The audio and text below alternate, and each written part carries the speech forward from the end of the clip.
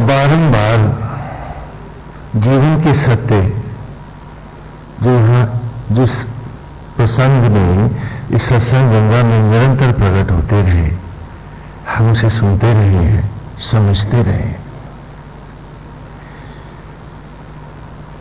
और बहुत बार हमने इस शब्द को भी दोहराया है कि वेद केवल जाने नहीं जाते, पढ़े नहीं जाते या केवल गाए नहीं जाते, वेद जिए जाते हैं।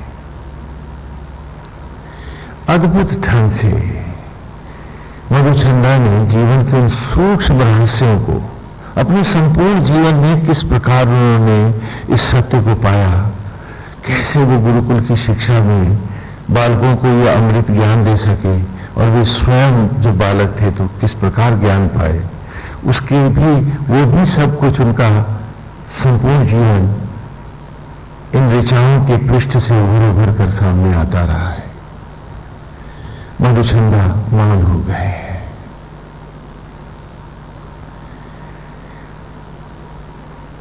उन्होंने जीवन के रहस्यों को बताया है और अब जीता मधुचंदा की स्तुति कर रहे हैं। अपने रहस्यों में मधुचंदा ने दिखाया कि कैसे जीवन के सत्य को इस प्रकृति से बिलोकर संत ऋषि और ज्ञानी जन लाते हैं और उसी का पान करते हुए कैसे उसको अर्पित होकर जीते हैं।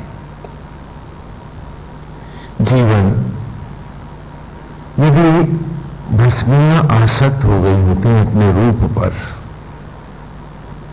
पूछता हूं आपसे कि राख और मट्टी ने यदि अपने रूप पर ही अपने आप को मोहित कर लिया होता तो वो अन्न कैसे बनती?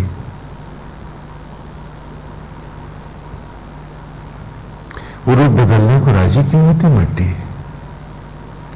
और यदि वनस्पतियां अपने रूप पर आसक्त और मोहित हो गई होती तो अपना रूप खोकर शिशु का रूप क्यों पाना चाहती?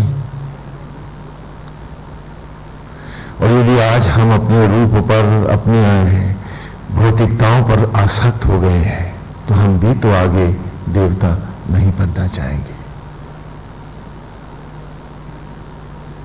यदि वनस्पतियां भी आसक्त होती तो आगे नहीं आती, मट्टी भी आसक्त होती तो अगली अवस्था पाती क्या?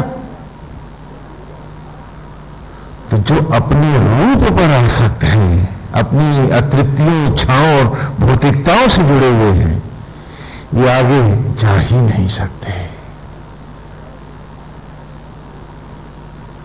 इसलिए आसक्त व्यक्ति का, जो असत्य जगत में आसक्त हो गया है, वेद कहता है उसका कोई आगे भविष्य नहीं है, उसे तो अतीत में ही लौटना है। उसे धूम्र मार्ग से पितृयान से लौटना ही होगा, उसका उद्धार संभव नहीं होगा। क्योंकि जब हम आसक्त हो जाएंगे जिस अवस्था में, हम उस अवस्था को ही वस्तु स्थिति बनाकर उसी को रखना चाहेंगे, और जब हम उसे रखना चाहेंगे तो हम आगे कैसे बढ़ पाएंगे?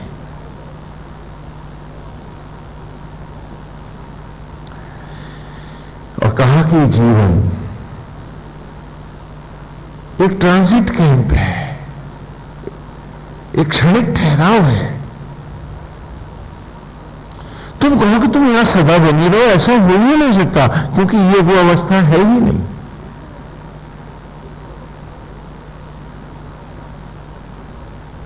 मट्टी चट्टान बनकर के हजारों साल रह सकती है, लाखों साल रह सकती है, वहां रह सकते।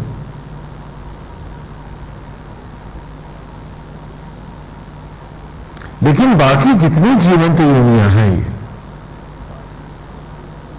ये तो ट्रांजिट कैंप्स हैं, यहां से आगे बढ़ो या पीछे हटो। तुम्हारी मोहाशक्ति को ईश्वर मोहर नहीं लगाने वाला, और ना उसने लगाई है।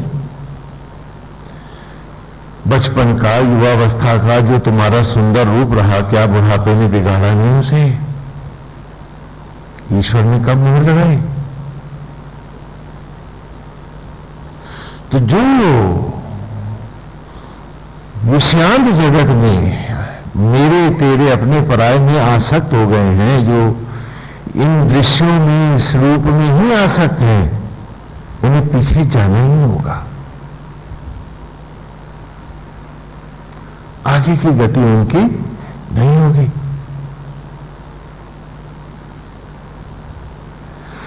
और यहां वो ठहर नहीं सकते,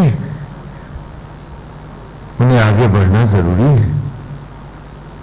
ये पीछे जाना जरूरी है तो कैंप है, यहां तो भीड़ आती रहेगी, कुछ आगे बढ़ेंगे, कुछ लौट जाएंगे। ये किसी की परमानेंट अवस्था नहीं होगी।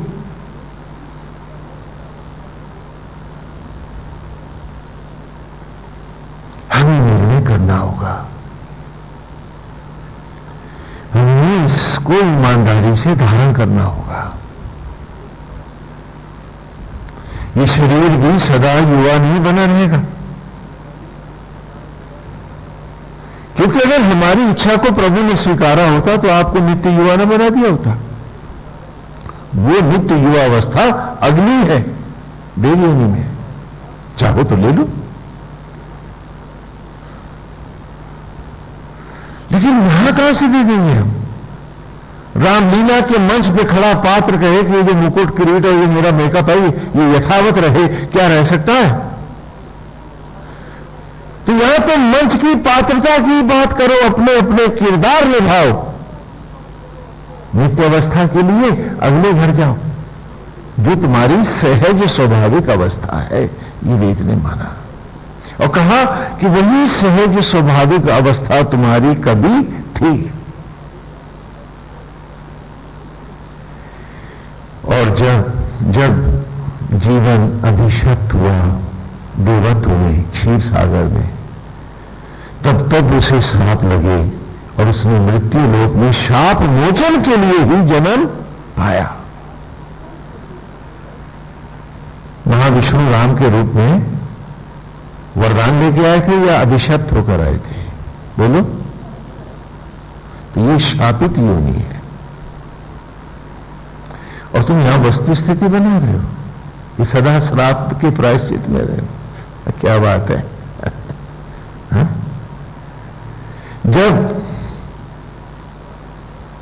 काल को अभिशप्त हुआ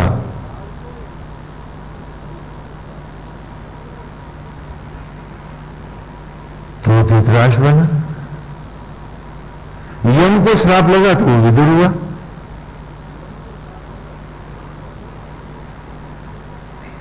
वसु अभिशप्त हुए तो भीष्म बने। क्या बिना श्राप के कोई आया है तुमने? और आज इस शापित अवस्था को तुम नित्यावस्था बनाना चाहते?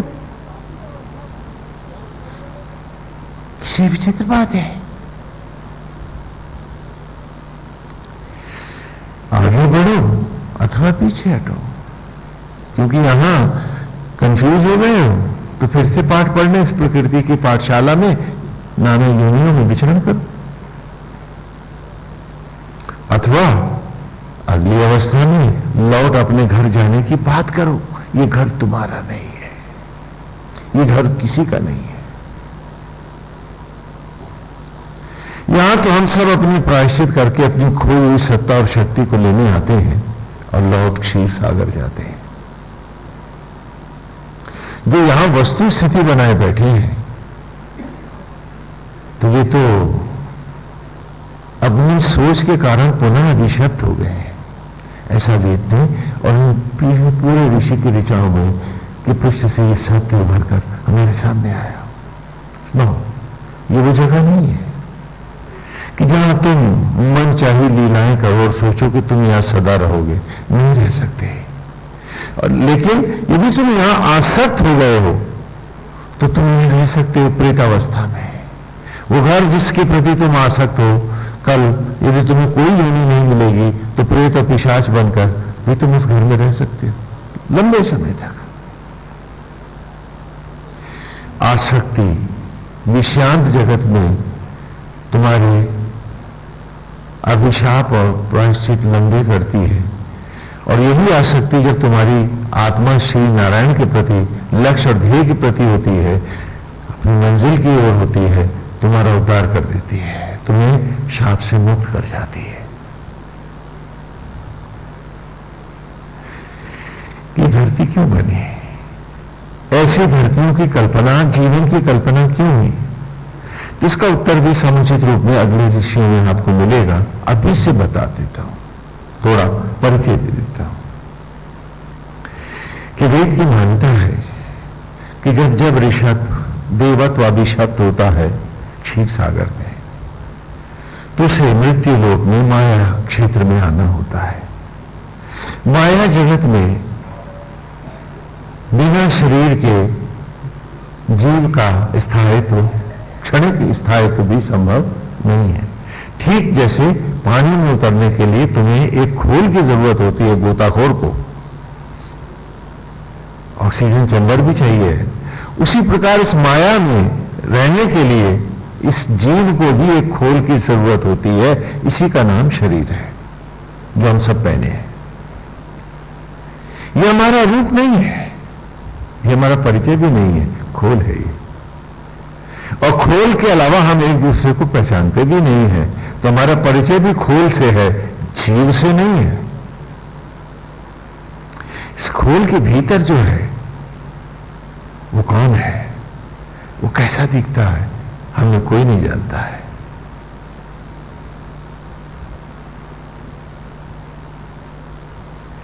हम खाली खोल पहचानते हैं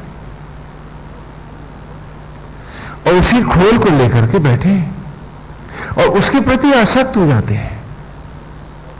हाँ, इसकी सुरक्षा करना हमारा धर्म है, क्योंकि इसके बिना तब भी संभव नहीं है। इसके बिना इस माया में रह नहीं सकते। तो खोल के प्रति हमारे निमित्त कर्तव्य है, दायित्व है। बना नारायण रहा है, संभालना मुझको है, उनका निमित्त होकर। क्योंकि इस खोल का एक सेल, बॉडी का एक टुकड़ा, एक रोमकूप मैं नहीं बनाना जानता हूं क्या? और यदि खोल में ही मुझको रखना होता उसने, तो उसने मुझे खोल बनाने सिखाए तो होते। क्या ईश्वर ने तुम्हें शरीर बनाने सिखाए हैं? तो जाहिर है कि यह हमारी अवस्था नहीं है, नारायण की इच्छा भी नहीं है कि हम उसको बनाना चाहें। क्यों? क्योंकि ये हमारी मंजिल नहीं है, ये अभी हमारा लक्ष्य नहीं है। बेटा है, बेटी है, क्या हमने बनाई है? आते हैं बनाने? हमने कोई बना सकता है उनको? कोई नहीं। इतना तप साधना करके भी हमने से कोई एक उंगली बना सकता है क्या? नहीं। क्यों? क्योंकि ये हमारी राह नहीं, ये हमारी मंजिल नहीं, ये हमारा विषय नहीं, ये हमारी सोच नहीं, ये हमारा विचार नहीं, ये हमारे मार्ग का भटकाव हो सकता है, मार्ग नहीं। मार्ग तो पहले देवत्व की ओर लौट के जाना है, फिर बाकी सब।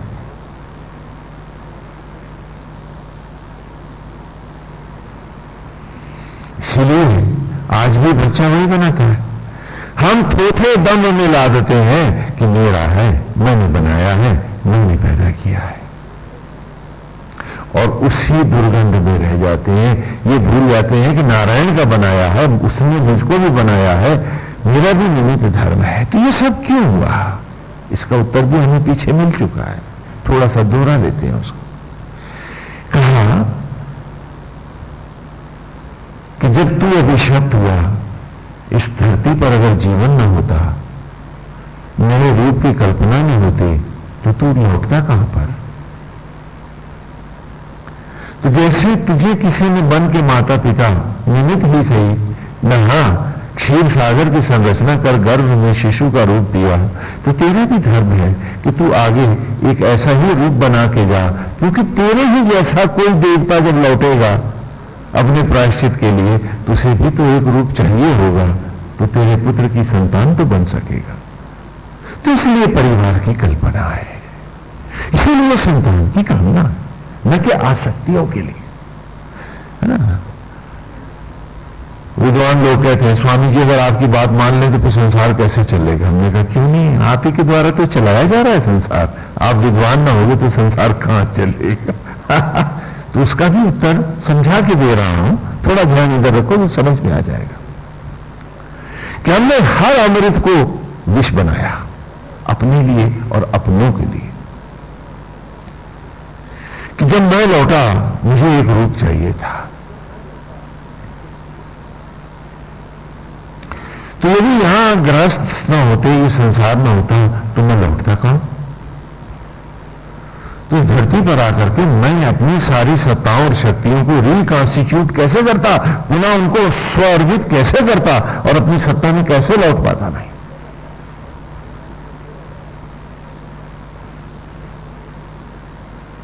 और खंडोले जैसे जो लौटेगा उसे भी तो रूप चाहिए होगा।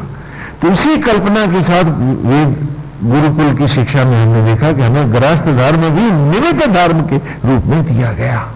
यस, इसका ये उद्देश्य है, इसलिए पुत्रेष्टि यज्ञ होगा, संतान होनी चाहिए। उसे पुण्य कहा हमने, लेकिन उसमें आसक्त होने को पुण्य नहीं कहा, वो महापाप है। चाकू नहीं होगा तो सब्जी कैसे कटेगी? रसोई का काम ही रुक जाएगा, लेकिन चाकू की से हत्या करना तो पुण्य नहीं होगा, वो उसका दुरुपयोग होगा। उसी प्रकार सत्य से परे गृहस्थ धर्म को धारण करना गृहस्थ धर्म को गाली देना है, यह अभिशाप है।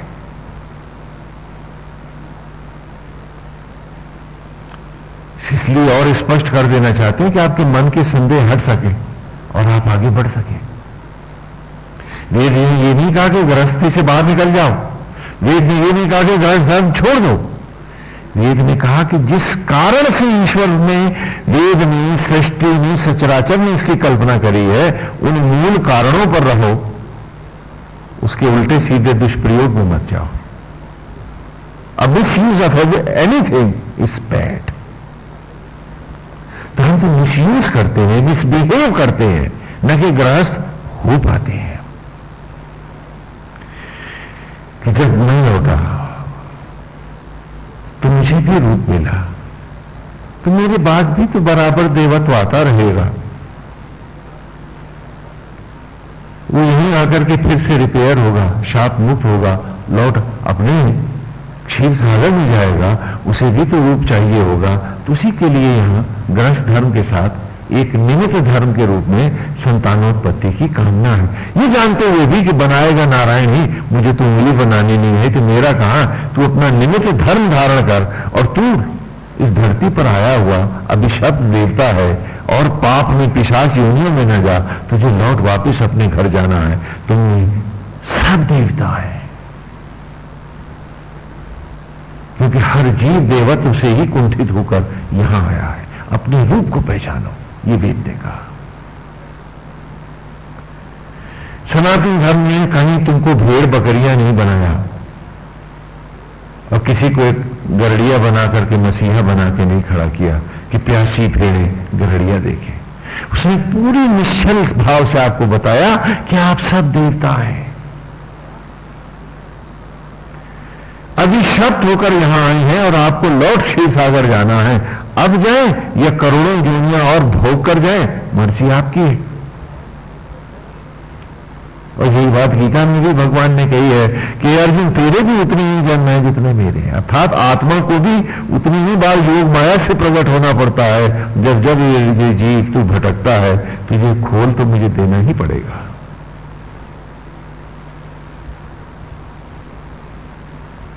तू नहीं जानता है, भगवान कहते हैं अर्जुन से, मैं जानता हूं, क्योंकि तू जन्म और मृत्यु के प्रवाहों से लौटता है और मैं योग माया से प्रकट होता हूं। तो मेरा ज्ञान नष्ट नहीं होता है, क्योंकि आज आत्मा का ज्ञान नष्ट हो जाए तो आदमी को तो बालक बनाना नहीं आता, फिर बच्चा कौन बनाएगा? है? आदमी को तो भोजन से रक्त बनाना नहीं आता, तो शरीर में भोजन सड़ने जाएगा। तो आत्मा सदा योग माया से प्रकट होता है, उसका ज्ञान कभी नष्ट नहीं होता। और वो तो घट घट वासी है, ज्ञान उसी के पास है, उसी को अधिकार है। जीव को तो उस खोल में इसे पवित्र देवालय बनाकर, मंदिर की भावना से एक यज्ञशाला बनाकर तपस्या करते हुए, इस खोल में भी आसक्त ना होते हुए, लेकिन इसके प्रति सजग सतर्क रहते हुए, क्योंकि इसी से उसका तप भी संभव है। हाँ, तो इसको इसको भी उसकी धरोहर मानते हुए, अपने धर्म को धारण करते हुए और अपने ही जैसे खोल की भविष्य की कल्पनाओं को सुरक्षित रखते हुए तपते हुए लौट जाना है। ये धर्म है, न कि आसक्त धर्म है। हाँ, बहानेबाजी उन्होंने कहा कि चाकू भगवान ने ही तो दिया है, लेकिन भाई सब्जी काटने के लिए दिया था, गले काटने के लिए तो नहीं। तो फिर फांसी भी भगवान ही देता है, खा लो, पतितियों में बैठो। तुम्हारे तर्कों के उत्तर नाना पतितियों तुमको खुद ही दे देंगे, तुम्हारे मुंह पे आके पड़ेंगे,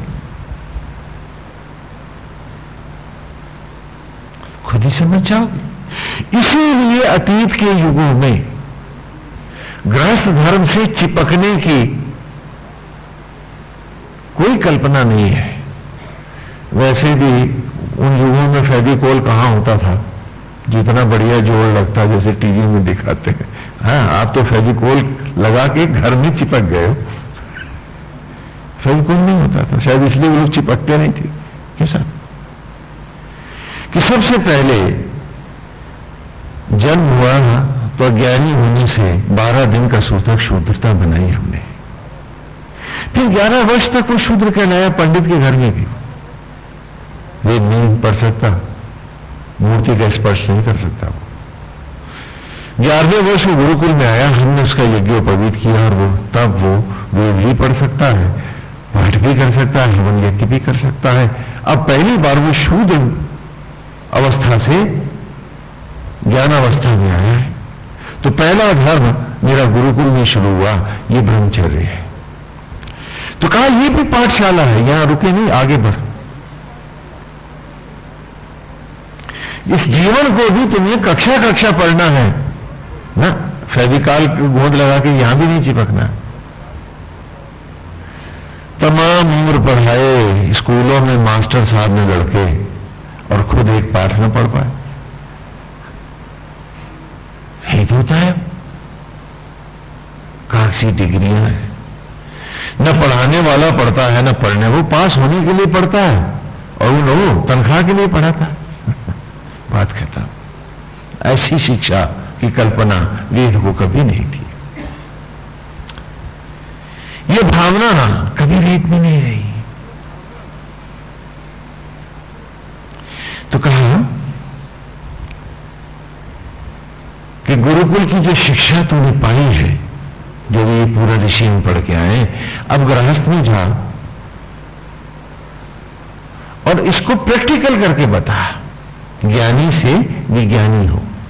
अभी तो ज्ञानी है, the gyani the one who knows it, the gyani the one who experiments it. एक चीज को जान लेना ज्ञान है, लेकिन फिर उसको करके सिद्ध कर लेना, उसकी उसे विज्ञान कहते हैं।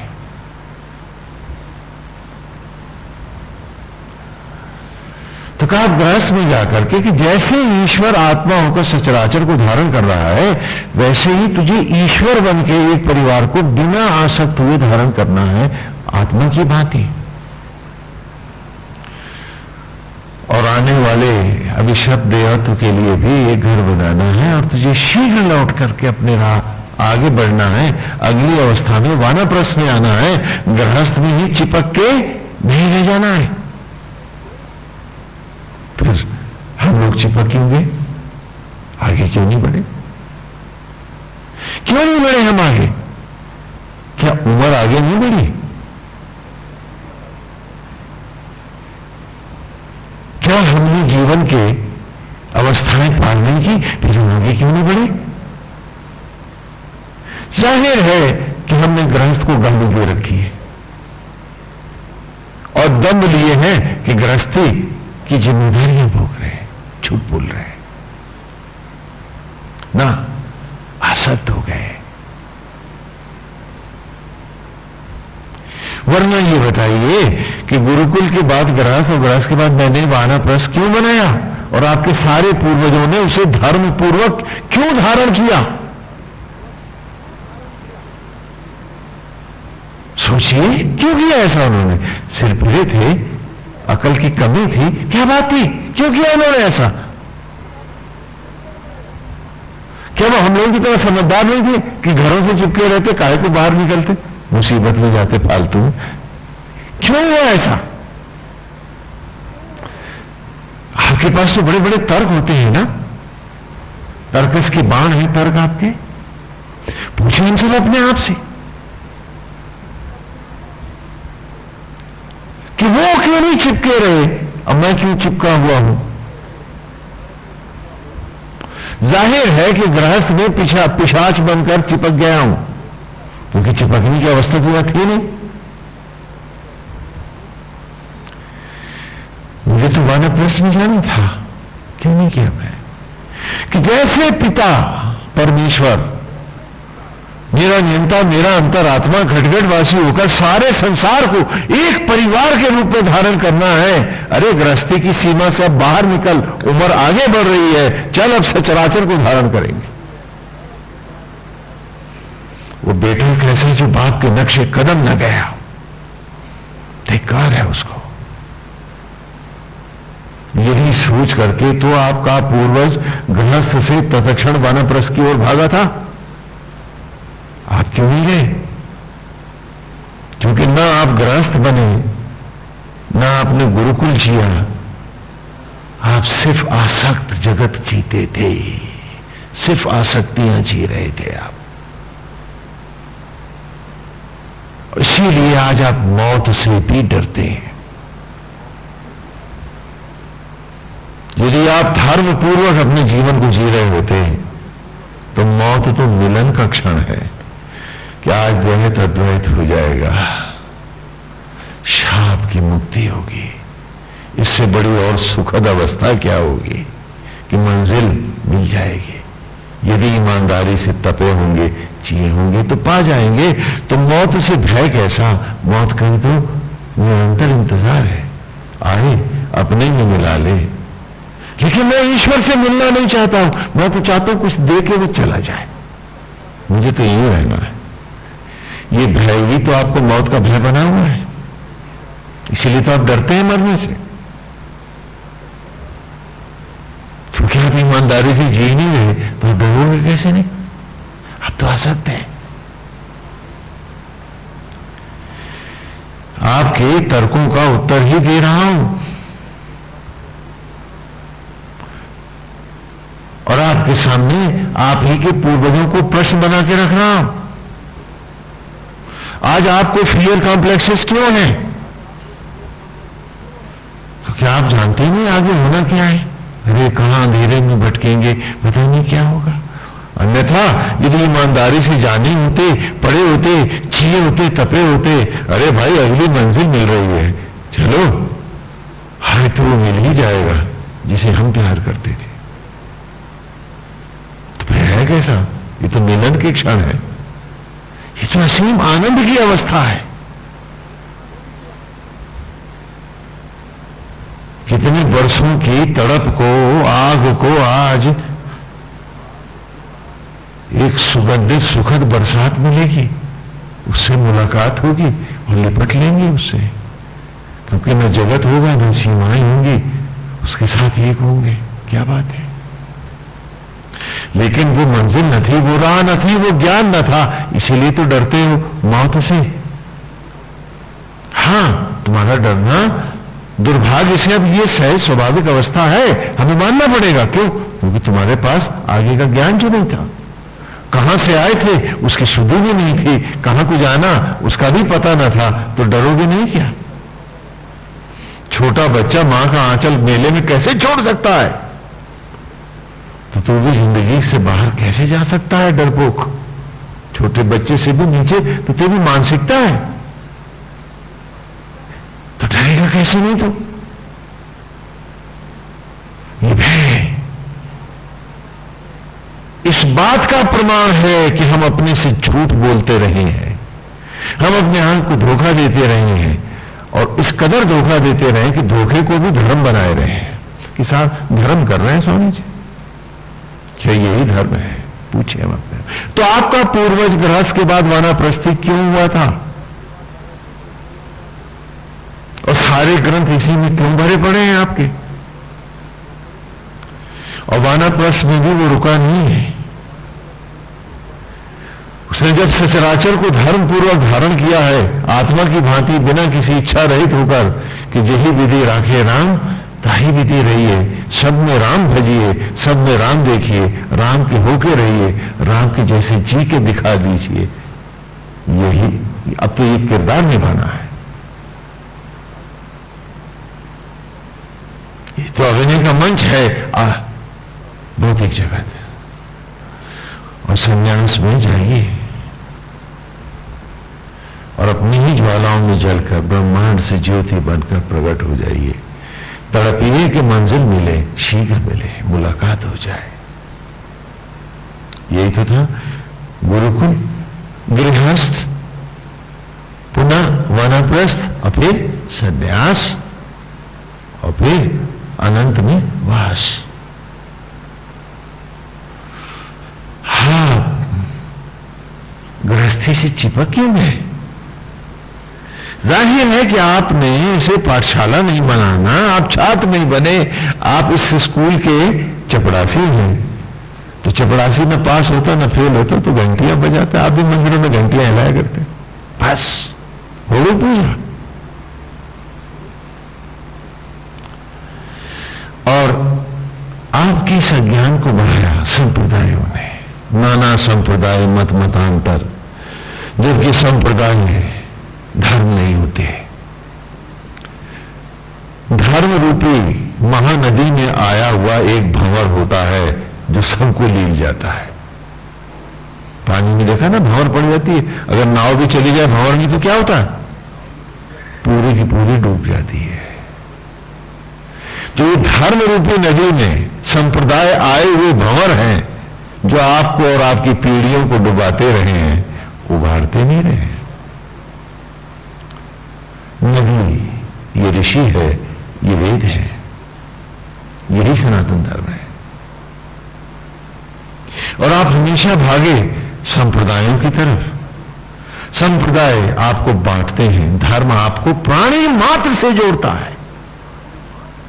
ये नहीं कि मनुष्य मात्र से, वो आपको जीव मात्र से जोड़ता है। कि चींटी को भी हटा डालना, उसमें अपनी आत्मा देखना, चिड़ियों को भी चुगा देना, गणेश जी का मंदिर बना करके चूहे को बिठा के उसकी भी आरती करना, उन्हें भी जीने का हक देना, ना कि जहर की गोलियां देना। जीव मात्र को जीवन देना।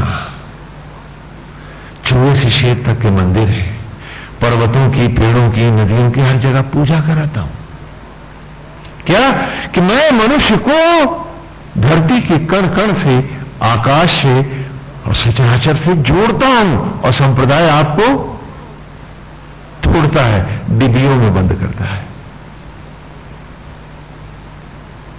तो आप बताओ, धर्म की इस अनंत धारा में, इस नदी में संप्रदाय एक भंवर भर नहीं है तो क्या है? और आप संप्रदायों के पीछे भागते हैं। क्या हम तो डूबेंगे सनम, बाकी सबको ले डूबेंगे। अब ऐसे बोलेंगे क्या? बनेंगे भंवर, डुबाएंगे सबको। और दूसरा काम समय के साथ हुआ, भाषा को लेकर। संस्कृत का वो रूप जो वैदिक काल का है और संस्कृत भाषा का ये रूप जो आधुनिक काल का है, दोनों में बहुत बड़ा भेद आ गया समय के साथ। कि वो शब्द जिनके अर्थ और मान्यता, जिनके संस्कारों के साथ ही शब्दों का चयन होता था,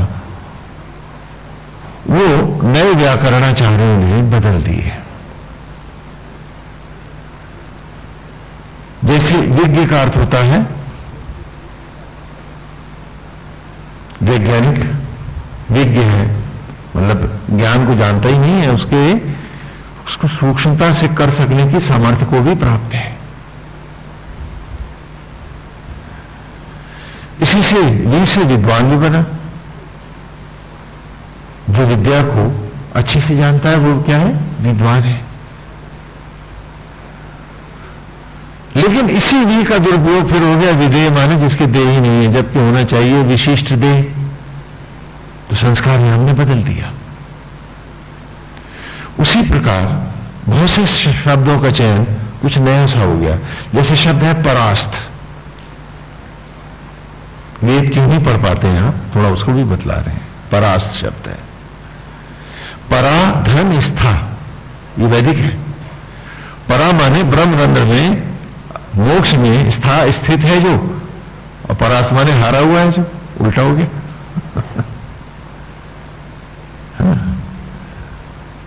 इसी प्रकार बहुत से शब्दों को जो मूल सारस्वत व्याकरण में थे वो पाणिनि के व्याकरण में और उसके बाद व्याकरणाचार्यों ने उनके रूप बदल दिए।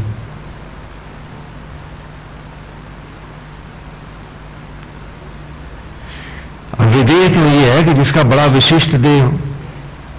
जैसे शब्द है कृति।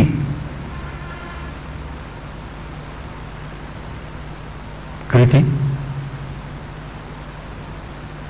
और एक शब्द उसके आगे भी लग गया तो क्या बना? विकृति। विकृति का अर्थ आपने क्या लगा दिया? भोंडा, बिगड़ा हुआ, विकृत। हाँ? जबकि विकृति का अर्थ वैदिक संस्कृत में है कि बहुत ही अलग विश्वकृति, दिव्य कृति। अब दोनों के अर्थ बदलने से जब आप वेद में घुसेंगे तो आपको उल्टा सीधा दिखाई पड़ेगा। ये भी कुछ बहुत बड़े कारण बने, क्योंकि संस्कृत संस्कारों की से जो संस्कृत अर्थात उभर के आती है, ये वो भाषा थी। और बाद में चंद व्याकरणाचार्यों की, चंद प्रदेशों की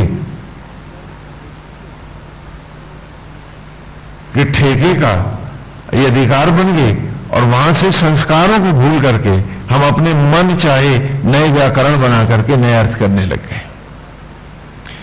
इसी प्रकार एक शब्द है संभ्रांत। बड़ा प्रयोग होता है इसका कि संभ्रांत व्यक्ति है, संभ्रांत नागरिक है, नेता है, संभ्रांत है। संभ्रांत माने जो बड़ा विशिष्ट है, जबकि भ्रांतियों से संयुक्त है उसको हम संभ्रांत कहते हैं, यानी सिरफिरा, पगला, बैला।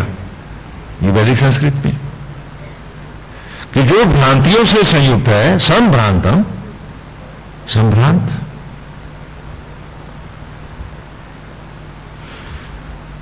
तो उन्हीं शब्दों के कारण थोड़ा सा, इसलिए आपकी बार ऋचा में बोर्ड में दोनों को कर दिया कि वैदिक अर्थ का ये है और पाणिनि में अगर आप जाएंगे तो ये अर्थ मिलेगा, तो उसको हमें तोड़ मरोड़ के लाना पड़ेगा। लेकिन विशुद्ध अर्थ जो ऋचाओं के हैं वो ये है। तो आज की ऋचा खोल लें थोड़ा सा, यहां भी वही शब्दों का खेल है इसमें।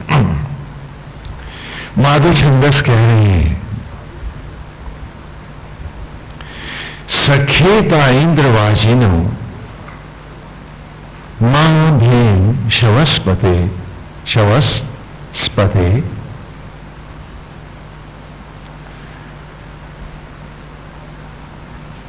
त्वाम अभि प्रणो नमो जेतारम पराजितम। अब यहां जब हम आधुनिक संधि तोड़ेंगे तो हम कर देंगे जेतारा अपराजितम, लेकिन वैदिक काल में हम जेतारम को जेतारम कहेंगे और पराजितम का अर्थ हो जाएगा मोक्ष को जीतने वाले, न कि हारे हुए।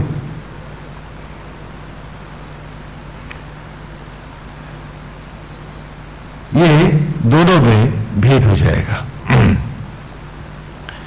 तो आज की ऋचा ले लें। देखिए, सख्य, क्या माने होता है ख्याति को प्राप्त होना, प्रसिद्धि को पाना, जाना जाना, लोग ऐसे जानते हैं। तो सखा शब्द इससे बना है ना। शब्दों की उत्पत्ति भी देख लें। साक्षा कि जो साथ साथ जाने जाते हैं, ये सखा भाव है, मित्र है।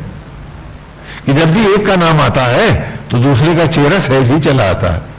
They are so bosom friends, commune है, एक है। तो सक्षा क्या माने ख्याति, प्रसिद्धि, जाना जाना, जिसे लोग व्यापकता से उसी रूप में जानते हो। तो सामान्य संयुक्त है कि जिनकी ख्याति साथ साथ है, दोनों बराबर हैं, दोनों जुड़े हुए हैं, एक का नाम आते ही दूसरे का चेहरा आ जाएगा तो वो दोनों क्या कहलाएंगे आपस में? सखा। देखें, देखिए शब्दों का समायोजन आदिकालीन वैदिक संस्कृत में किस प्रकार है। क्या माने? प्रसिद्धि।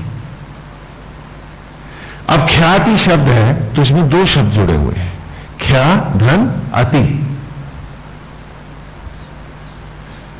अति प्रसिद्धि को क्या कहेंगे? ख्या धन अति। यहां अति पीछे लग गई है, लेकिन वैदिक संस्कृत में अभी पीछे मैं आपको वेद में पढ़ा रहा हूं, शब्द आया अतिक्षा। तो यहां अति को हमने आगे लगा दिया है तो क्या हो गया? अतिक्षा। हाँ, बस इतना ही जो है कि वेद ने भाषा को उसके संस्कारों के साथ ही स्वीकारा है। आधुनिक काल में व्याकरण ने बहुत जगह अपने मन चाहे नए अनुभूत प्रयोग किए हैं, अनूठे प्रयोग हैं उनके, और वहां उन्होंने सृष्टि के संस्कारों की मर्यादा का ध्यान नहीं रखा है। तो आज की ऋचा का भाव लेते हैं। हाँ, ये समझाने के लिए दे रहा हूं क्योंकि बहुत से बाद में पूछते हैं स्वामी जी ये शब्द ऐसे तो ऐसे कैसे है, तो उसको भी समझ लें कि वैदिक में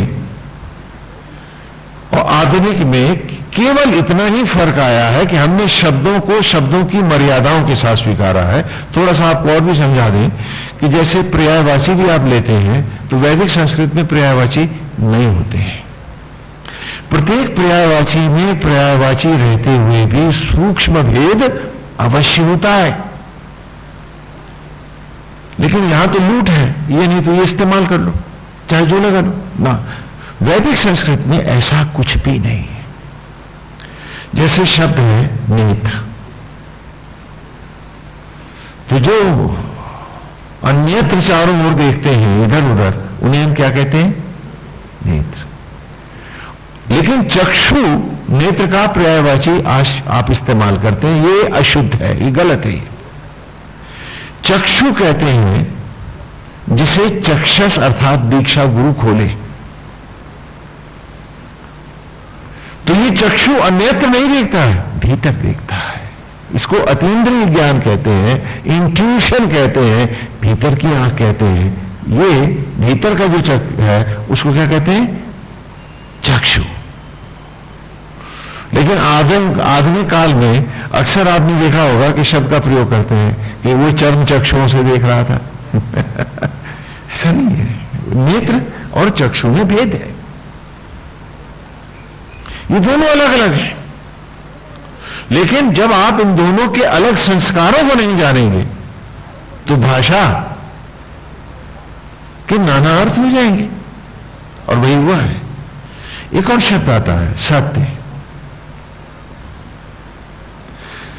अब सत्य का अर्थ आपने ट्रूथ लगाया है, ट्रूथ तो है ही, लेकिन जो वो सत्य जो अंतर्निहित है, अपरिवर्तनीय है, जो कभी नहीं बदलता है, उसे हम क्या कहेंगे? उसे सत्य कहेंगे। तो फिर ये वर्तमान में जो सत्य है ये क्या है? नहीं, तो उसका नाम रखा हमने ऋत, ऋतम। अब ऋत और सत्य दोनों को आप पर्यायवाची बनाते हैं, जबकि दोनों अलग हैं। सत्य जो प्रकृति की अवस्थाओं के साथ रहता हुआ यथा बदलता है वो सत्य है। ऋत जो आत्मा की भांति नित्य है, जो कभी बदलता नहीं, जो अविनाशी है, वो ऋत है। इसलिए वेद की ऋचा में आया ओम ऋतं च सत्यं च। ओम ऋतं सत्यं च द्वात पशु वध्य जाए तदु रात्रि जाए तथा समुद्रो दरुणा समुद्रा दरुणा दधि संवत्सरो अजायत अहोरात्राणि विदध विश्वस्य निष्ठो वशी सूर्य चंद्रमसौ धाता यथा पूर्वं कल्पता दिवंच पाक पृथ्वीं चांतरिक्षमतो स्वाहा। अथा तो यहां ओम ऋतं च सत्यं च, तो क्या यहां पर्यायवाचियों को एक ही शब्द को दो बार, एक बार एक सत्य को ला दूसरे पर्याय नहीं, आत्मा को ऋत कह दिया मैंने, क्योंकि आत्मा सत्य जब ऋत है तो आत्मा भी तो ऋत है। और प्रकृति को मैंने सत्य का, जो जीव है जो अवस्थाओं के साथ बदलता है, बूढ़ा भी होता है, जवान भी होता है, हाँ, स्त्री भी होता है, पुरुष भी होता है। तो इसे मैंने सत्य कहा, और इन दोनों के प्रणय को ही मैंने सचराचर सृष्टि, उत्पत्ति, जन्म और प्रलय के रूप में, संवत्सर के रूप में, काल सदी के रूप में दिखलाया इस ऋचा में। तो इसी प्रकार वैदिक संस्कृत में पर्यायवाची होते हुए भी सूक्ष्म भेद रखते हैं, ये समझने की बात है। तो कहा सखेता इंद्रवाजिनो, कि ये महान तो सखा है उनका, जो ब्रह्म ज्वालाओं में यज्ञ होकर जाते हैं राह तेरी। तो गोविंद सिर्फ उन्हीं का है और उन्हीं के द्वारा ही जाना जाता है। मां भीम शवस्पति,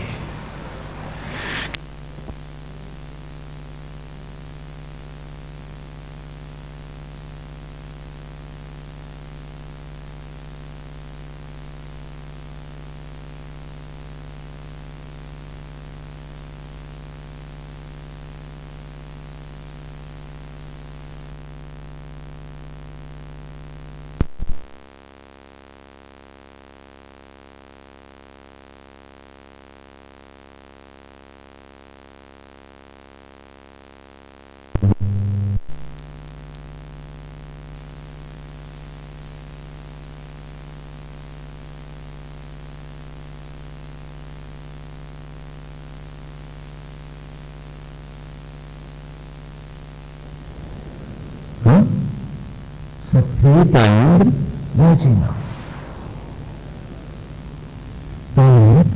सखे माने सखा मित्र, वाजिनो माने वो यज्ञ जो उत्पत्ति को धारण करते हैं, अर्थात अमरता प्रदान करते हैं, अश्वमेध में जो अमर आत्मा से जोड़ने वाले।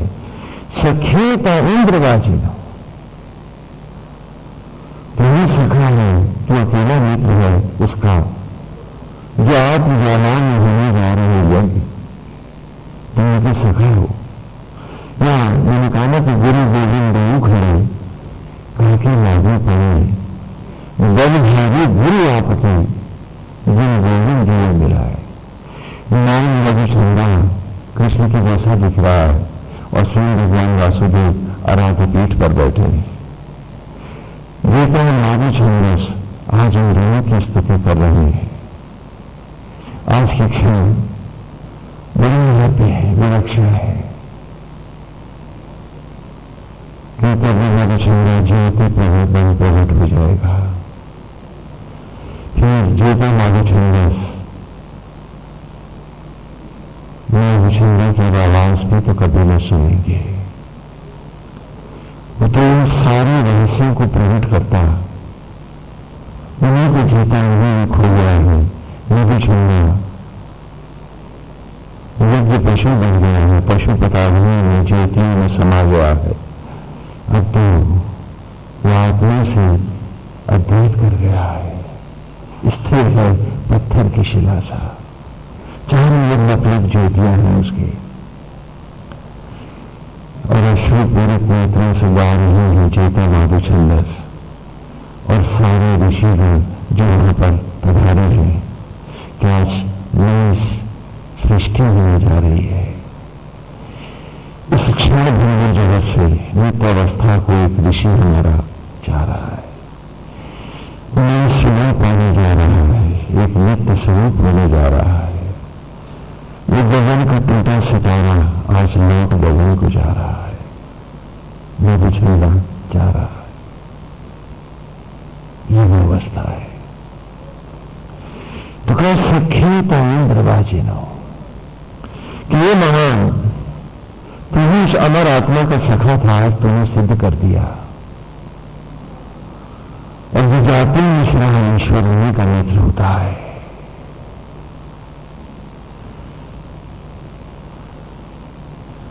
वो साथी है उनका, जो राह चले उसके, जिसके साथ ही ख्यात हो, सच्चे कि ईश्वर से हटके कोई प्रसिद्धि भी तो न पाना चाहे। आज तुम पैसे से प्रसिद्ध होना चाहते हो, आज तुम थोड़े ज्ञान से प्रसिद्ध होना चाहते हो, ईश्वर सखा कैसे हो तुम्हारा? जो तप में की प्रसिद्धि चाहते हैं, जो आत्मा में अर्पित होने की प्रसिद्धि चाहते हैं, ईश्वर उन्हीं का तो सखा होगा, क्योंकि वो तो उसरा गया है, वो तो उसरा कर आई है। मां माने लक्ष्मी, ऐश्वर्य, भी माने प्रकाशित होना, चमकना, दमकना, ज्योतिर्मय होना। जो उसकी राहों में, जो उसकी ज्योतियों में अपने आप को जलाकर उसकी ज्योतियों और ऐश्वर्य को, ज्योतियों के ऐश्वर्य को पा गया, शवस्पति, शवस कहते हैं राह को, मार्ग को, शवस माने मार्ग, रास्ता, और शवस माने मृत्यु शरीर भी से संयुक्त है, जो मृतदेह में भी रहता है। जो पति माने ऐसे जीव का पति, अर्थात स्वयं भगवान शिव, भयंकर रुद्र, महाविष्णु, किन जीव देहों के प्राण भी तुम्हें है। तुम अभी प्रणव नमो, तुम माने तुम अभी माने सम्मुख होते हो, आप होते हो, तभी प्राण बनता है जीवन में। तभी प्राण आज नमन करते हैं तुमको। नमन करना है ना, जैसे बताया ना कि वी से विकृति भी बना दिया, वी से विशिष्ट बनाया, तो आप अति सुंदर हो गया। खाली शिष्ट में वी तो लगाया आपने। तो ये मन चाहे प्रयोग जो है आदिकालीन वैदिक संस्कृत में नहीं। तो त्वम अभी प्रणव नमो, है ना, जैसे नमो शब्द है नमा, नमन, मैं से बना, मैं माने झुकना, ये मैं विनम्र होना, झुकना। अब विनय का अर्थ क्या हो जाएगा कि ऐसा वी का अर्थ हम विगत में ले लेंगे तो वहां तो शब्द का अर्थ ही बदल जाएगा। तो कहीं कहीं हम सही अर्थ ले लेते हैं, कहीं हम उसको उलट देते हैं। तो क्या है कि यह भाषा की अभिव्यक्ति कुंठित हो जाती है। व्याकरण और शब्द मर्यादा में रहे और बोले तभी भाषा भाषा होती है। तो कहा कि तो अभी तुम्हें व्याप्त है प्रणय में हमारे प्रणाम और हमारा प्राण पल्लवित नमन। जीतारम पराजितम, जीतार कहते हैं कि अमर जय की ओर जाने वाले, आवागमन से मुक्त होने वाले, और जीता माधु छंदस भी तो जीतार कहलाएंगे जो सामने बैठे हैं। पराजितम, और तू ही है हम सबको ब्रह्म रंध्र में युक्त कराने वाला, मोक्ष जिलाने वाला, मोक्ष जिताने वाला। तो ही गोविंद, आज इन दोनों रूपों में ही नारायण हम आपको प्रणाम करते हैं कि गोविंद आप तो आप हैं और मधु छंदा जो आप हैं। आज तो हाँ वही बद्रीनाथ की कथा, उधर जो गोपाल हो गया, जीतारम अपराजितम। ये एक दिव्य मार्ग है जो ऋषि ने हमें दिखलाया है। और ऐसा नहीं कि इस मार्ग से लोग नहीं जाते। एक सन 38 की घटना बताते हैं हम आपको।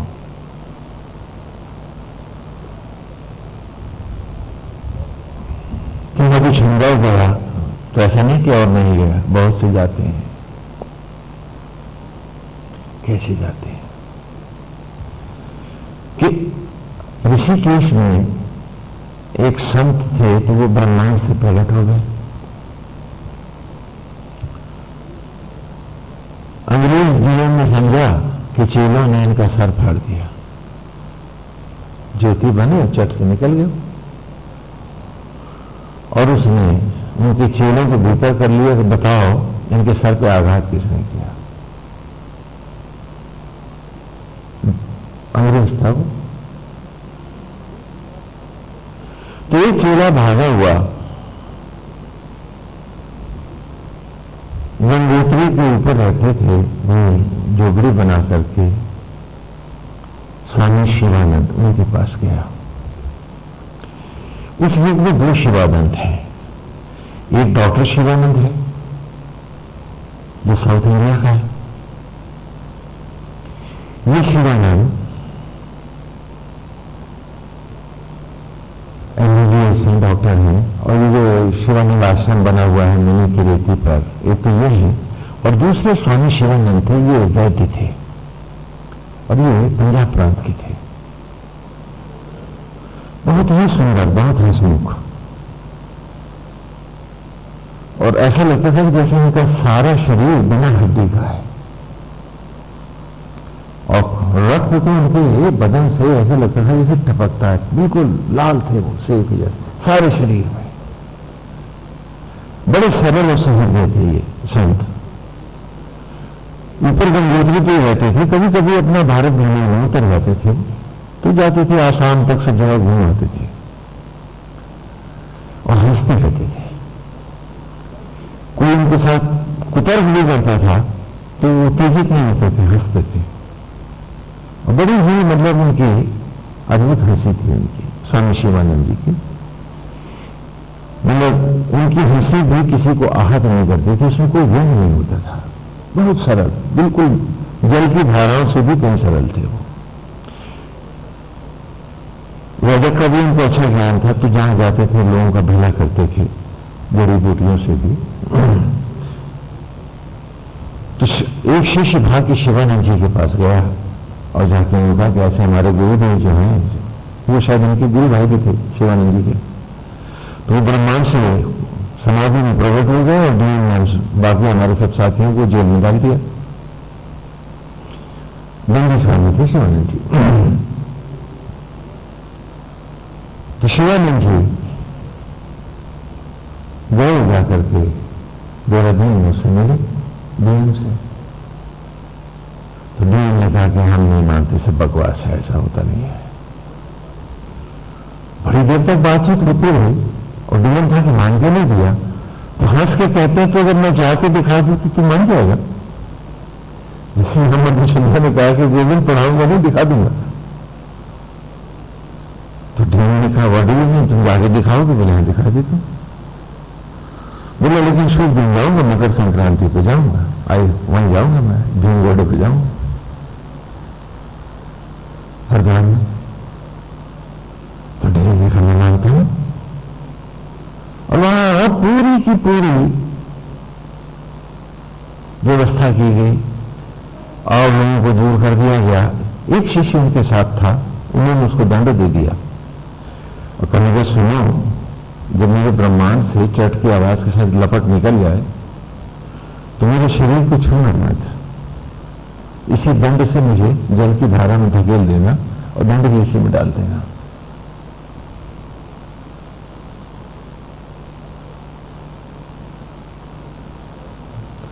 तो दिन की डायरी के पन्ने हैं कि मैं देखता हूं वो तपस्वी जल की धाराओं में समाधिस्थ हो गया है, कंधे से नीचे पानी है और धीरे धीरे उसके चेहरे पर तेज बढ़ता जा रहा है। लगता है थोड़ी जैसे उसके शरीर पर रोशनी और कांति बढ़ने लगी, और फिर लगता है कि अब मुझे ऐसा लग रहा है जैसे वो बल्ब जैसे चमक रहा है। और तभी एक चट की आवाज आती है और एक तेज लपट निकलती है और अनंत की ओर उठती चली जाती है। तो डीएम कहता है कि मैं पानी में उतर कर उसके सर के ऊपर देखता हूं, एक सुराख है और ये वैसा ही है जैसे कि उस मृत सन्यासी के सर पर था। और अब मैं आदेश लिखता हूं तो उसका शिष्य दंड के द्वारा उसे जल में आगे उसकी इच्छा अनुरूप प्रवाहित कर दी। तो वैसे वो शायद करता भी है, ये डायरी का पन्ना बता रहे हैं। और थोड़ी देर में उसकी देह पानी में लोप हो जाती है, डूब जाती है, और साथ ही दंड भी जाता है। मैं सर्टिफाई करता हूं कि इस राह में सन्यासी जाते हैं। और उसके बाद वो नौकरी से इस्तीफा दे देता है। फिर उसकी डायरी के बड़े कंफ्यूज पेजेस हम लोगों को मिलते हैं। वो पर्वतों पे जगह जगह घूमता है कि कैसे जाते हैं, वो राह क्या है, वो जान नहीं पाता है। फिर उसके घर के लोग आते हैं, उसको वापस इंग्लैंड ले जाते हैं।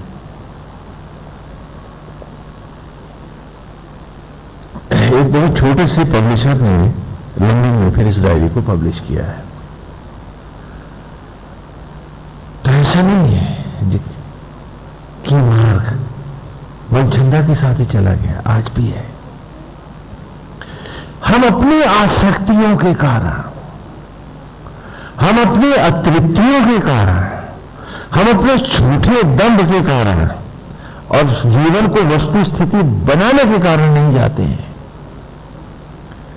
वरना जो भीड़ यदि शमशान घाटों पर है, दक्षिणायन पक्ष में है, तो यदा कदा उत्तरायण पक्ष में भी है। यदि हम नियम और संयम से जीवन को उसी ईमानदारी से, जिस उद्देश्य से हम अभी शब्द होकर लाए, निर्धारण किया होता, तो ये बात हमें बहुत विचित्र नहीं लगती और लगता है कि इसमें कुछ असंभव भी नहीं था। जरूरत इतनी थी कि हम प्यार को समझते, प्रेम को जानते। अविश्वत होने के कारण मनुष्य प्रेम नहीं जानता है।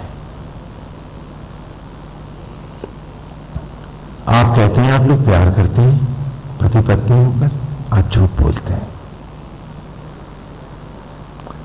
मनुष्य प्यार ही तो नहीं जानता है, वो केवल आसक्ति को ही प्यार मानता है।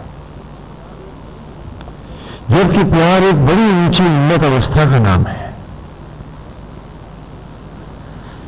प्रेम करने वाले ईर्ष्या, द्वेष, लोभ, कपट, मोह, झूठ, छोटे दंभ और बदले में कभी नहीं जाते, और जिनके पास ये सब होता है वो प्रेम कभी नहीं जानते। प्यार एक बहुत ऊंचा नशा है। प्यार भी इच्छा नहीं होती, और इसी प्यार का नाम कालांतर में भक्ति पड़ा। भक्ति ही प्यार का दूसरा नाम है। भक्ति से हट के कोई प्यार नहीं है, सिर्फ धंधा है। मां और बेटे में भी ये नहीं हुआ कि बेटा नाराज हो गया, वो नहीं है तो मां नाराज है। जबकि प्यार में राज और नाराज दो नहीं होते, प्यार तो सिर्फ प्यार होता है। प्यार में प्रेमी जिसे प्यार करता है उससे इच्छा भी नहीं रखता कि तू मिले न मिले, मुझे इससे क्या लेना, मैं तुझे प्यार कर रहा हूं, मेरे लिए यही सब कुछ है। नहीं, तू चाहे जब मिले, तू जो करे, मुझे इसीलिए संतोष है कि मैं तेरे रूप में बसा हूं, तुझ पर मेरे बेटा हूं, मेरा सब कुछ तो है और मुझे तुझसे इसी प्यार है। आज फिल्मी डायलॉगों में प्यार ढूंढते हैं लोग, इसने ये किया, वो शक हो गया, और आजकल टीवी सीरियल में भी है। प्यार करना पशु जानता है, मनुष्य नहीं। पशु आसक्त नहीं है, वो प्रेम करता है। तुम प्रेम नहीं करते, आसक्ति करते हो, आसक्त हो तुम। कुत्ता मालिक सूखी रोटी दे या गोली, उसके लिए कुछ कर पाए या नहीं, उस पर न्यौछावर हो जीता है, ऐसा प्यार करता है। उसके बच्चों को आप दूसरों को बांट देते हो, वो आसक्त नहीं है, इसलिए आपसे घृणा नहीं करता है। आप होते तो जाने कितनी गोलियां मारी होती। मनुष्य प्यार ही नहीं जानता है, और जो प्यार सकता है, ये भी निश्चित समझो, क्योंकि बिना प्रेम के भक्ति नहीं है और बिना समर्पण के मन ईश्वर के चरणों में बैठता ही नहीं है, खाली नाटक करते हैं हम लोग।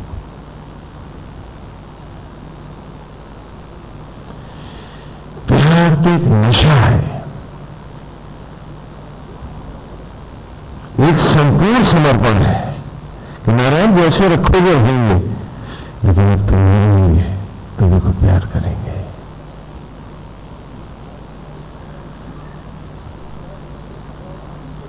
ये बड़ा सहज है और अति दुर्लभ है, दोनों बात है। क्योंकि जो ईश्वर में समा गया सुख से वही चाहिएगा, दूसरा कोई भी नहीं। लेकिन इस अवस्था में जैसे प्रभु रखोगे रहेंगे, इच्छा तुमसे भी नहीं करेंगे तो संसार से क्या मांगे? नहीं, हम तो तेरे में मस्त रहेंगे, चाहे कुछ हो जाए। हम आप प्यारे से भी घृणा नहीं करेंगे, जो पाप भी करके जाएगा हम भले बिसरा दें उसे, लेकिन ईर्ष्या, द्वेष, लोभ, मोह, आसक्ति, बदला, घृणा, ये सब तो नहीं करेंगे, क्योंकि यदि ये करने लगे तो प्यार लुट नहीं जाएगा। एक ही तो कर सकते हैं, दो कैसे करेंगे?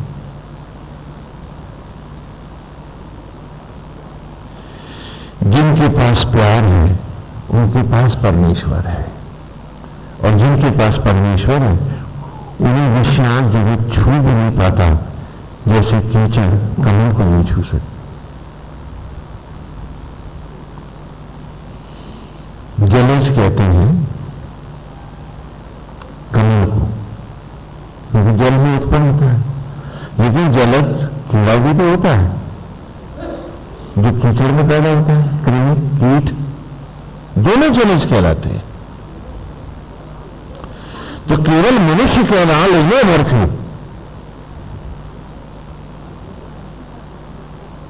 आप ये मत समझिए कि आप ईश्वर को पाने के अधिकारी हो गए, क्योंकि जलज कमल है जो नारायण पर अर्पित होता है, लेकिन कीट तो नहीं, वो भी जलज है।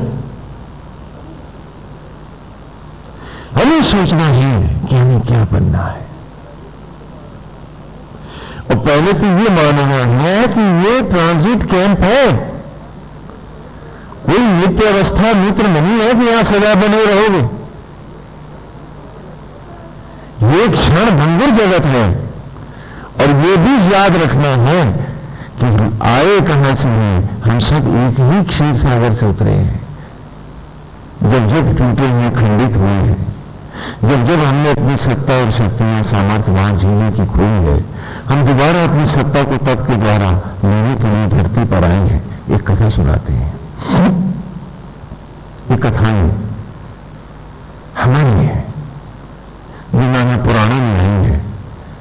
पुराण का अर्थ आप पुराने लगाते हो, ये भी सही नहीं है, शुद्ध नहीं है। पुराण का अर्थ होता है पुर माने देह, आण माने सूक्ष्म। वो जीव जो दिल में सूक्ष्म होकर बैठा है इन खोलों के भीतर, उससे संबंधित जो परोक्ष ज्ञान है, लीलाओं के द्वारा जो बच्चों को हमने पढ़ाया है, उनके संकलित अंग जो हैं वो क्या कहलाते हैं? पुराण। अब बाद में भाष्यकारों ने जैसे अश्वमेध यज्ञ में घोड़े दौड़ाने और मरवाने शुरू कर दिए, जबकि आ माने रहित, श्वा माने अतीत, अतीत से रहित अर्थात जिसका पास नहीं होता वो तो अमर आत्मा है, तो उसमें मेद करना, अश्वमेध करना है, अर्थात आत्मा में व्याप्त होना, आत्मस्वरूप हो जाना, आत्मलय हो जाना, जो इस दिशा में अभी आया है ना। परा में व्याप्त हो जाना, उस परा को प्राप्त हो जाना, उस परा को जीत लेना, मोक्ष के अधिकारी होना, उसका नाम अश्वमेध है। तो विश्वकर्मा ब्रह्मा है।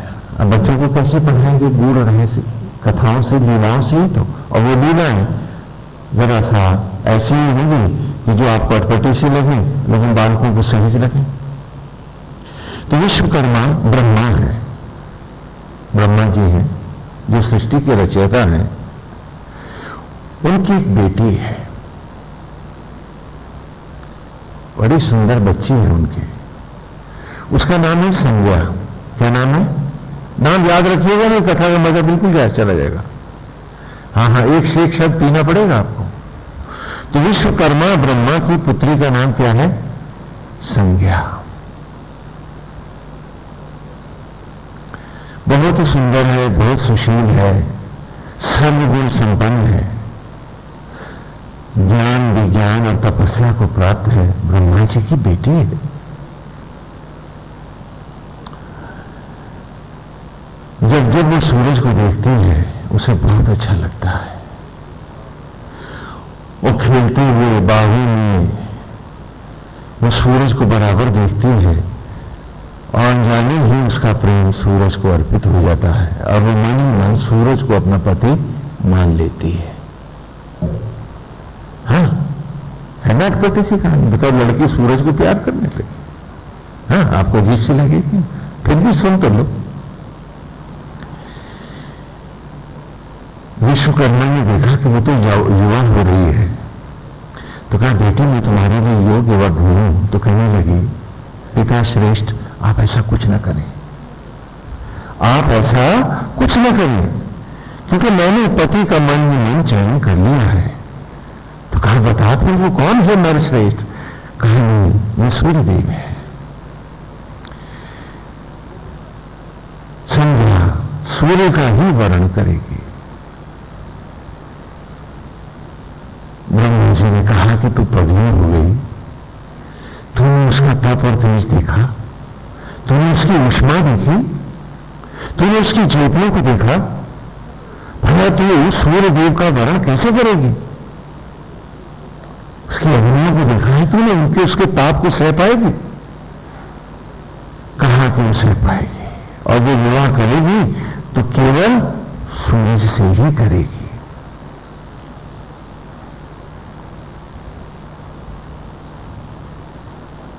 ब्रह्मा जी ने देखा कि किसी प्रकार नहीं मान रही, तो वे सूर्यदेव के पास गए।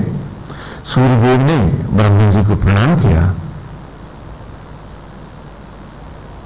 और कहा कि देव आज्ञा करें, क्यों कष्ट किया आपने? कहा, मेरी एक बेटी है संज्ञा, वो तुमसे प्यार करती है और तुम्हें पति रूप में पाना चाहती है। तो सूर्य ने कहा कि विधाता आप स्वयं देख लें, मेरी अग्नि, मेरी ऊष्मा, मेरा ताप, क्या आपकी बेटी मेरी इस अग्नि को सह पाएगी? ऐसा न हो कि उसका कोमल शरीर मेरे तप से ही झुलस जाए और साथ ही जल जाए उसका दाम्पत्य भी। ब्रह्मा जी ने कहा कि मैंने उसे सब समझाया, लेकिन वो कहती है कि वो सह सकती है और वो तुम्हीं से विवाह करेगी। तो उनका जो देव की आज्ञा, सूर्य को शिरोधार्य है, आपके आदेश को मैं प्रणाम करता हूं, सूर्यदेव ने कहा, और दोनों का विवाह हो गया। सूरज की शादी हो गई किससे? संज्ञा से। तो उनका पहला बेटा हुआ मनु। कौन हुआ? हाँ, याद आ रहा है ना? हाँ, पुराणों में पढ़ी हुई कथा। नहीं, कभी किसी टीवी सीरियल में भी उल्टी सीधी करके आपको दिखाई देंगे। हाँ, आजकल सारे ऋषि टीवी सीरियलों में रहते हैं।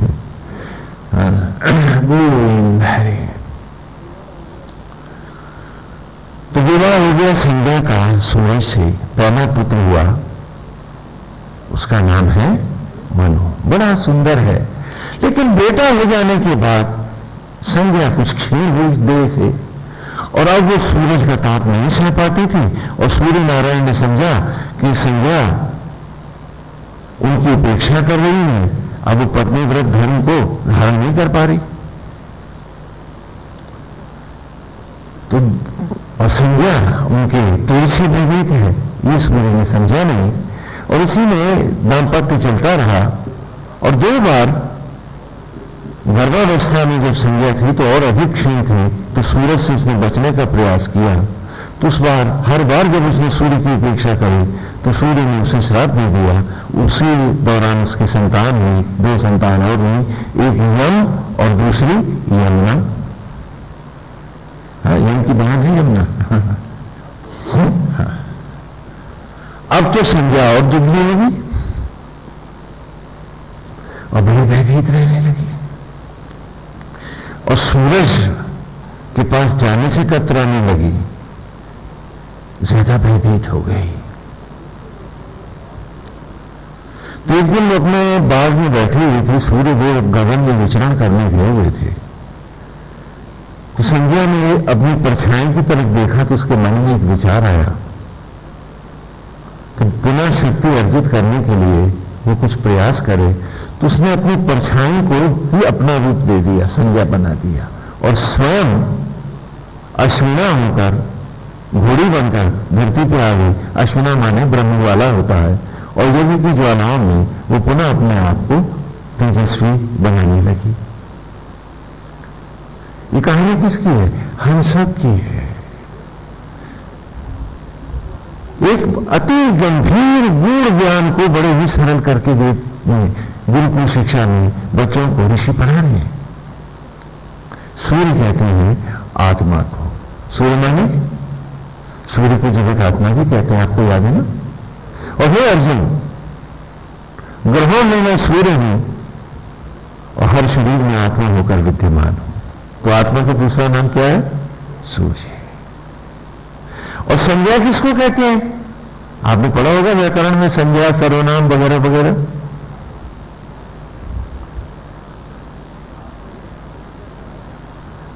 आपका जो नाम है वो क्या कहलाएगा?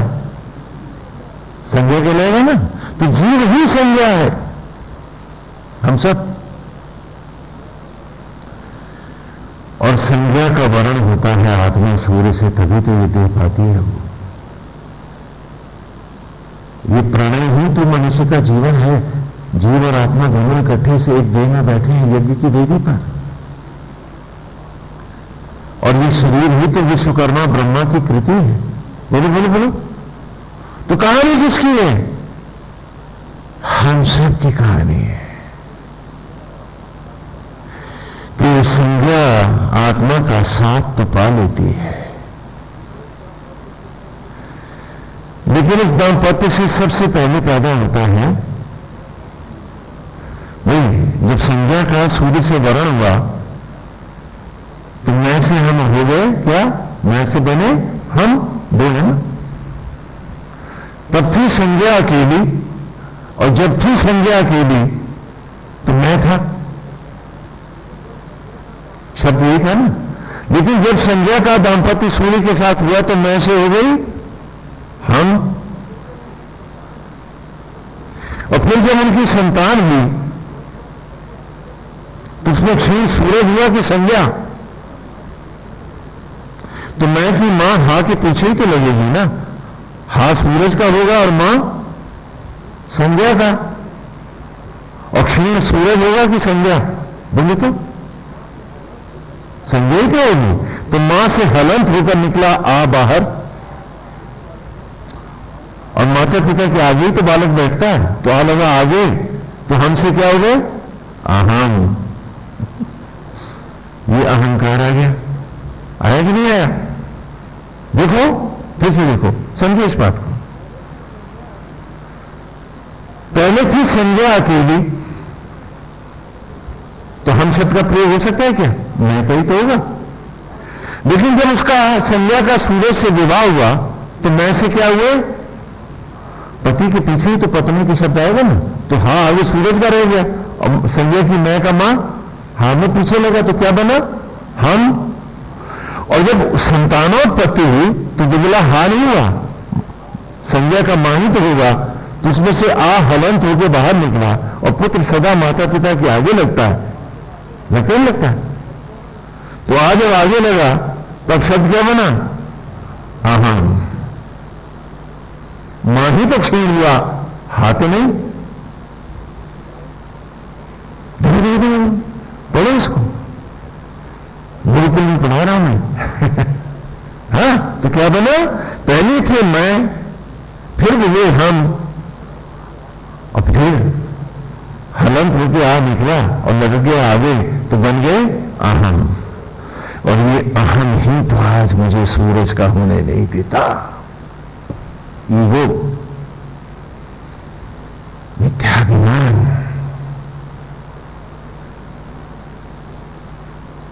बोलो किसकी कहानी है ये? किसकी कथा है?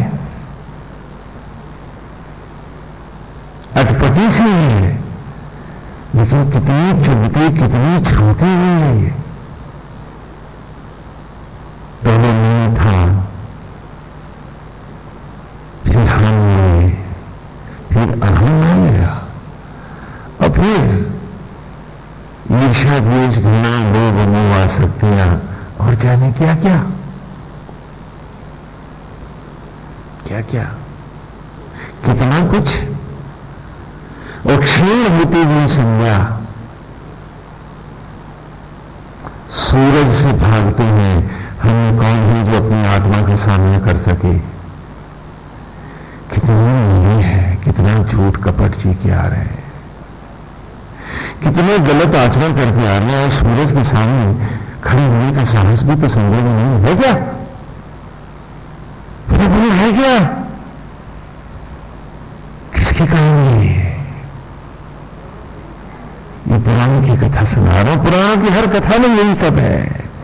मैंने सूक्ष्म रूप से आपके सूक्ष्म सत्य को बारंबार कथाओं के द्वारा बालकों को पढ़ाया है, जिसे आज बड़े नहीं पढ़ पाते अथवा पढ़ना नहीं चाहते। रामचर्य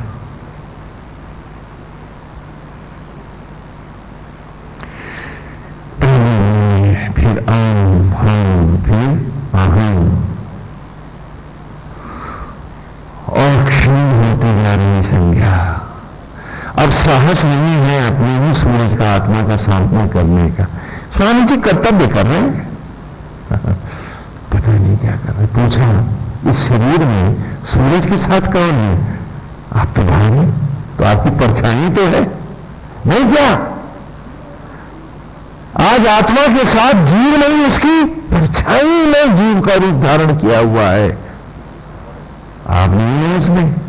मैं कहा हूं ईर्ष्या में, देश में, लोभ में, मोह में, आसक्ति में, बदले में, तो फिर आत्मा के पास कौन है? मैं तो इन सब में हूं, तो आत्मा के पास कौन है? संज्ञा तो इन सब में विचरण कर रही है, तो सूरज के साथ कौन है? संज्ञा की परछाई है। बोलो, और क्या परछाइयां मोक्ष पाएंगी? क्या परछाइयां तपेंगी? क्या परछाई पूजा पाठ करेगी, भजन गाएगी, माला फेरेगी, व्रत और त्योहार करेगी? परछाई संज्ञा को तो फुर्सत कहां है? क्या यही मनुष्य की जिंदगी है? हम पूछ रहे हैं अपने आप से, पूछे अपने आप से कि कौन सा दंड लिए जीते हैं हम? किस साहस से उसकी पवित्र मूर्ति के सामने खड़ी होती हैं हम? मैं तो पुराण की कहानी सुना रहा हूं आपको।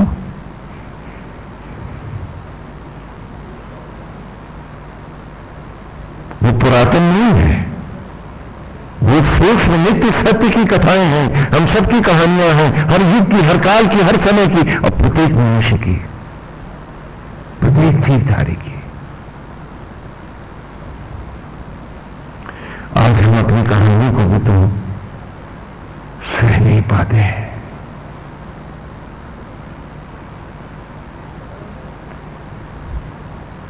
ये कहानी किसकी? मेरी है। और तब जब संज्ञा धरती पर आ गई, सूरज से भयभीत होकर, तो विश्वकर्मा ब्रह्मा ने कहा कि यज्ञ भीतर ही नहीं बाहर भी हो तो संज्ञा बिना ज्योति पाए और लौट सूरज पे आए। वही बाहर के आपके हवन यज्ञ है। और संज्ञा को वहां इसीलिए बुलाता हूं कि भले आदमी आ, बाहर की हवन में आ, भीतर तो जाने का भी तेरा साहस नहीं है, वहां तेरी परछाई में रहेगी। तुझमें हिम्मत कहां है कि तू भीतर सूरज का सामना अपने ही आत्मा का तू कर पाए। इसलिए मैं बाहर का यज्ञ देता हूं आपको, और इसीलिए ऋग्वेद के आरंभ में ही आपको पढ़ाता हूं कि संज्ञा को लौट भीतर लाने के लिए, इसके दाम्पत्य तक पहुंचाने के लिए ही मैंने बाहर के इस यज्ञ की कल्पना की है। इसलिए आगमन ईवे पुरोहितम यज्ञस्य देवम ऋतुबीजम होतारम रथनात्मम। और सारे सूत्र पढ़ाए मैंने आपको कि आत्मा ही यज्ञ का अधिष्ठित देव है। बाहर आचार्य आत्मा का प्रतीक बिठाता हूं मैं, भीतर प्राण ही यज्ञ का उपाचार्य प्रतीक है। बाहर प्राणों का प्रतीक उपाचार्य आचार्य के साथ, पंडित के साथ, दूसरा जो पंडित आते हैं, गुरु आते हैं, उपाचार्य को प्राणों की भांति ही बाहर धारण करो। भीतर तन सन गृह है, आत्म ज्वाला ही यज्ञ की ज्वाला है। बाहर वेदी बनाकर पवित्र अग्नि प्रकट करता हूं, और जिससे शरीर बना है उसे भोजन की सामग्री बनाता हूं, और जीव रूप तो ही यजमान है। संज्ञा बाहर तप अपने रूप को प्राप्त कर, और भीतर अपनी परछाई में पुनः समावेश कर, और नित्य रूप हो इस सूरज के साथ जीना सीख। क्योंकि यही तेरा दाम्पत्य है, यही तेरा घर है, यही तेरा परमेश्वर है, यही तेरा सर्वस्व है। अगर आज न पाई इसे तो भटक बहुत दूर दूर तक जाएगी। तो ये सूरज और संज्ञा की कहानी है। गुरुकुल में मैं बच्चों को नाटकों के बारे में पढ़ाता हूं, और फिर कि सत्य यज्ञ तुम्हारे भीतर हो रहा है, लेकिन तुम आज अपनी आत्मा का सामना करने की सामर्थ्य भी खो चुके हो। संज्ञा ने परछाई को ही अपना रूप दिया है, और स्वयं आज इस यज्ञ की ज्वालाओं पर आएगी। तो नित्य हवन करो, नित्य दिव्य इस कथा को दोहराओ, बार बार अपने आप को सचेत करो कि ये तुम्हारी अवस्था नहीं है, तुम्हारा घर नहीं है, और तुम्हारा सत्य रूप एक ही परिवार है, तुम्हारा अंतरात्मा। सूरज और संज्ञा का विवाह है, विश्वकर्मा का बनाया ये शरीर है, सृष्टा का। खो गया है ताप अपना, बाहर से ही ताप ग्रहण करो यज्ञ की ज्वालाओं से। तपाओ अपने आप को बाहर के हवन और यज्ञ में, अपने असत्य को, अज्ञान को, लोभ को, मोह को, कुत्सित मनोवृत्तियों को आज सामग्री के साथ जला दो, और फिर भीतर चलो, फिर अपने अंतर में पधारो।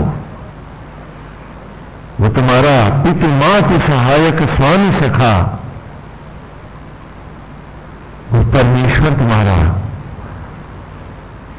आज भी तुम्हारी परछाई को तुम्हारा रूप समझकर हर सांस और धड़कन इस देह को जिलाए है। चलो लौट उससे दाम्पत्य धारण करो। आओ आज बाकी सारी आसक्तियों को बाहर जला दो, और प्रेम की ज्योति बन अपनी आत्मा में समा जाओ। और प्रेम रुकता नहीं, प्रेम ठहरता नहीं, प्रेम में दो नहीं एक ही होते हैं। प्रेम गली अति सांकरी जाने दो न समाए। प्यार करने वाले जिसे प्यार करते हैं उस पर अपना आधिपत्य नहीं जमाते, उसके हो जाते हैं कि गोविंद हम तो आपके हैं, नारायण हम आपके, सिर्फ आपके हैं प्रभु, लेकिन आप तो सचराचर के स्वामी हैं। मैं आपको प्यार करता हूं, मेरा मन आप ही में डूबा रहे, रीझा रहे, इच्छा रहित होकर मैं आपके द्वारा दी हर सांस को आप में जी सकूं। परछाइयां संसार को दे दो, निमित्त धर्म बाहर, परछाइयां बाहर, और आसक्त धर्म आपके रूप में ले आओ, रूप भीतर। हमने तो ऐसे ही जीने को कहा था कि गुरुकुल गृहस्थ वानप्रस्थ में परछाइयों को जीने दो और तुम आत्मा के साथ जियो। तुमने कहा परछाई से कि तू भीतर रहे, हम बाहर आसक्त होकर जिएंगे। आज संध्या क्षीण हो जाएगी, अपने ही सूरज से पति से भागेगी और पतिव्रता होने का दंभ भरेगी। बड़े पुजारी हैं, बड़ी पूजा पाठ करते हैं, बड़ी मालाएं फेरी हैं और देवी देवताओं को भी सिद्ध कर लिया, रस्सी डाल के बांध लिया है कि घर में जैसे गाय बंधी है अब देवी मां भी बांध रखी है, सिद्धि कर रखी है, देवता सिद्ध हो गए इनको। आश्चर्य होता है कि जिन पर हर क्षण न्यौछावर नहीं होना है, कि अपने होने के आभास को भी खोना है, कि लोटा गिरे सागर में और सब सागर हो जाए। तो जब होने के आभास को खोना है तो मौत से भय कैसा है, इसे तो खोना है तभी तो हो पाएंगे उसके, तो भय कैसा है। यही ऋषि ने हमको पूरा पढ़ाया और नाना पुराण कथाओं में भी हम यही पढ़ते आते हैं। काश हम अतृप्तियों को, अपनी कुत्सित वासनाओं को, अपनी लोभ और मोह को बाहर जला पाए।